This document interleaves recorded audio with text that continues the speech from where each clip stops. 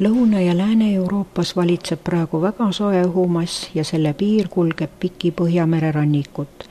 Juba täna tekib Normandia rannikul uus tsüklon ja see liigub Taani poole.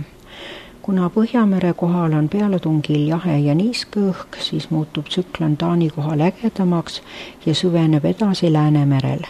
Saabuval ööl on vahelduva pilvisusega ilm, ööhakul sajab kohati hoovihma või päikest olla, mõnel pool tekib udu. Puhub edela- ja läänetuul 2–7 meetrit sekundis, sooja on 8–14 kraadi. Päeval on vahelduva pilvisusega peamiselt sajuta ilm, hilisõhtul hakkab saartel vihma sadama. Puhub lõunakaarte tuul 2–8 meetrit sekundis, õhtul tugevneb saartel kagu- ja idatuul 8–13 meetrini sekundis.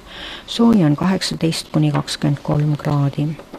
20. augustil on enamasti pilves ilm, sajab vihma, kohati võib olla äikest, sadu on mitmel pool tugev. Õhtul saju intensiivsus väheneb. Öösel puhub ida- ja kirdepäeval kirde- ja põhjatuul 3–10, puhanguti 12 meetrit sekundis, rannikul 13–18, saartel hommikul puhanguti 20 meetrit sekundis. Õhtul tuul tasapisi nõrgeneb. Sooja on öösel 10–16, päeval 14–19 kraadi. 21. augustil on vahelduva pilvisusega ilm, kohati võib hoovihma tulla.